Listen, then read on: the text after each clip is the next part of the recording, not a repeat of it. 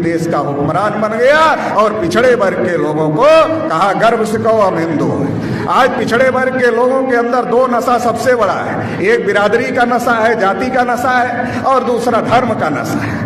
जाति का नशा कैसे?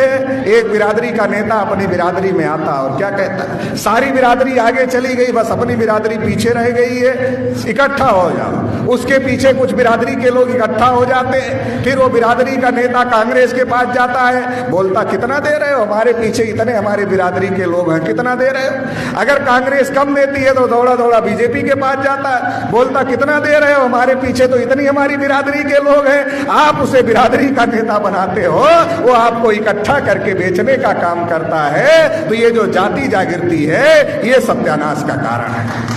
हमारे लोग 4.5 साल तक बीजेपी को गाली देते हैं, 4.5 साल तक बीजेपी को गाली देंगे। जब उनकी बिरादरी का कैंडिडेट बीजेपी दे देगी तो क्या कहेंगे, अभी बिरादरी आ गया है तो इज्जत तो बचाना पड़ेगा बिरादरी की।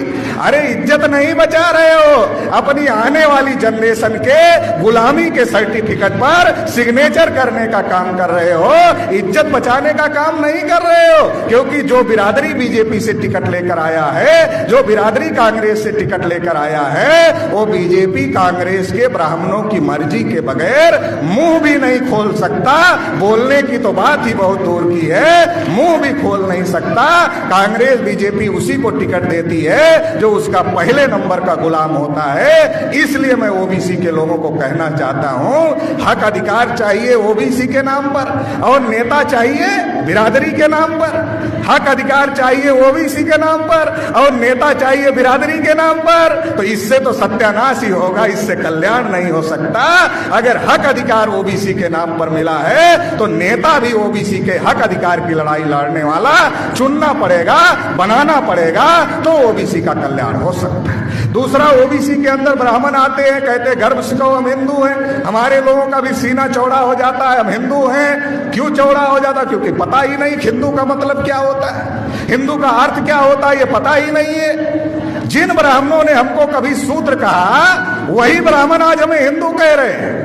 शूद्र का मतलब होता है गुलाम, और ये जो हिंदू है, हिंदू हिंदी भाषा का शब्द नहीं, हिंदू संस्कृत भाषा का शब्द नहीं है, रामायण महाभारत गीता में हिंदू नहीं है, वेद पुराण में हिंदू नहीं है, श्रुति स्मृति में कहीं हिंदू नहीं लिखा है। ये हिंदू पर्शियन भाषा का शब्द है जिसका अर्थ होता है हारा हुआ, नीच, कायर, काला, चोर, गुलाम, ये इसका अर्थ होता है। मतलब जब वो हमें शूद्र कह रहे थे, जब वो हमें शूद्र कह रहे थे तो गुलाम कह रहे थे, जब वो हमें हिंदू कह रहे हैं तो गुलाम कह रहे हैं। शब्द में कोई शब्द में अंतर हो गया, अर्थ में कोई अंतर नहीं हुआ। ये शब्द में अंतर क्यों किया? क्योंकि ब्राह्मण को पता है आज लोकतंत्र है, ओबीसी का वोट लेना है। अगर किसी ओबीसी के आदमी को शूद्र कहेंगे तो लाठी निकालेगा, हड्डी पसली तोड़ेगा, ब्राह्मण के हाथ में दे देगा। वोट देना तो दूर की बात है, साला हड्डी पसली टूट जाएगी। इसलिए ब्राह्मण किसी ओबीसी को शूद्र नहीं कहता, हिंदू कहता है। मतलब हिंदू का मतलब भी वही होता है। और जब हिंदू कहता है गर्व से कहो हम हिंदू है, तो क्या कहता?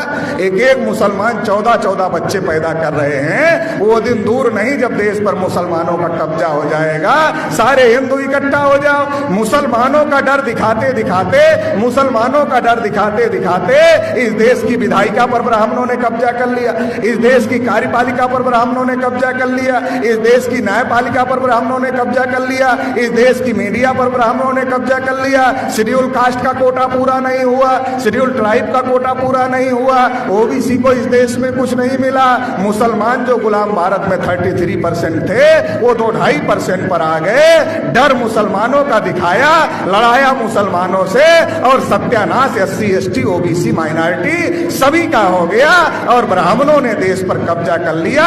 इसलिए मैं कहता हूं कि इस देश के अंदर अगर किसी का कोटा पूरा नहीं हुआ और सबका हिस्सा ब्राह्मणों ने खाया, इसलिए हमारे लोगों को एक बात पता है कि सबका मालिक एक है, मगर ये भी पता करने की जरूरत है कि सबका दुश्मन भी एक है, और जिसने हम सबका हिस्सा खाया वो सबका दुश्मन है। उस दुश्मन से अकेले नहीं लड़ा जा सकता। ब्राह्मणों ने ईवीएम के बल पर नाइंसाफी का निजाम कायम किया है, इस नाइंसाफी के निजाम को खत्म करना होगा। और इंसाफ कायम करना होगा। इंसाफ क्या है? जिसकी जितनी संख्या भारी उसकी उतनी हिस्सेदारी, ये इंसाफ है। इस लड़ाई को लड़ना होगा। इस लड़ाई को मेश्राम साहब लड़ रहे हैं। आप लोग इस लड़ाई में तन मन धन से सहयोग दोगे, ऐसी आशा उम्मीद के साथ आपने मुझे सुना। इसके लिए आभार, धन्यवाद। जय मुरलीधर।